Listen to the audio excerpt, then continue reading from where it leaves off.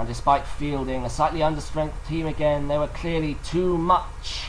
The likes of Drihuk and Feller, they ran riot, in fact with Terror and Ensa scoring 2 goals each, and despite reaching this stage for the 3rd time running, they were doomed to exit at the early knockouts again, 1 up, ending up losing 5-0. Provided one of the fastest goals in Champions League history, with Mata's unfortunate deflection putting his side behind after just 9 seconds. And even though Leonidas was to equalise almost immediately, it was the Bosnian substitute Legolas was to have the last word for Suavemente, 3-1. So with the group stage of the 6th edition of the 3v3 Champions League finally over, the sterner tests of this competition could begin. Surprise winners of Group H, Commentator, were to take on Group B winners up, Masters della Universo, in our first featured match. The Czech team that was to start the stronger of the two, a brilliant first-minute goal between Petronel and Golk, settling them into an early 1-0 lead. However, that was not to last long. Ukrotitelia found runner and taking advantage of Davis's poor position, and the Croatian team was on terms within 5 minutes. Though the Czechs were still there to press, Petronel not being able to find a way past 601 there. They kept plugging away, Davis into Petronel, and then Mikhail couldn't quite find a finish. Commentator survived again. Davis, though, this time put a ball into the middle, 601, dealt with it very calmly. And into the second half, they still pressed, but couldn't quite find that breakthrough goal, and it took extra time in the end. Petronel finally beating their resistance. Masters della Universo into the quarterfinals. They went out, winners in extra time. One of the surprise packages of this season's Champions League were Portuguese team Antidai Hackspor, as they beat No Stress 2-1 after extra time. Despite taking an early first half lead, No Stress were beaten by 2 goals by Metin as he saw his team into the quarterfinals for the first time. Next, we had an almighty clash between Mađarska Šutka and Rivers Design, and despite the Beneliga champions dominating most of the possession, they were beaten in the end.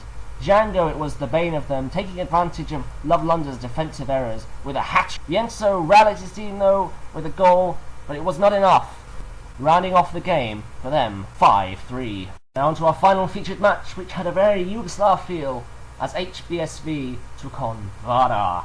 Seemingly right from the get-go, it was Vardar who were keen to seize the initiative. Maya trying to put a dangerous ball in, Jova survived. But midway into the first half, El Nino, a man who seems to specialise in spectacular goals, created another one there, with Maya setting him up, a brilliant laser. Still though, HBSV weren't out of the game. They still created a few chances, especially into the second half. They looked the stronger of the two. Rossonero very unlucky there, as Ferry and El Nino kept him out in the end. Rossonero didn't give up, setting out this time Mastor Zagalove, but he couldn't find a finish either. Israeli forward Maya then by all rights should have put Vardar 2 ahead, but Jova came to the rescue just in time. However, he managed to break their hearts in the end. El Nino finding the second goal. Maya still couldn't score, but it was of no matter, as Vardar ran out winners 2-0. And well, what a game to round us all off with. Crno-Beli clan looked almost unstoppable at the start of the first half in their match against Jazda Tsitski. They raced into a 4-0 lead after less than 4 minutes. All 3 players scored goals in that period, and what was to come next was almost unprecedented in Champions League history. A stirring fight back from the Poles.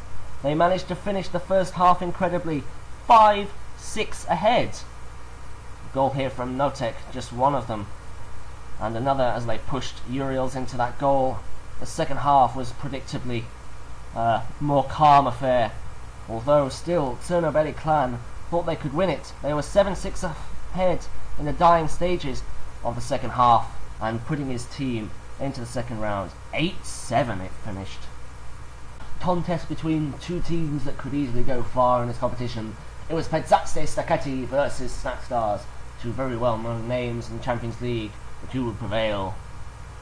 The first half started with a few chances. There was the Poles that had the better of them, although Siftali was able to see them off in the first periods, Satus not being able to beat him.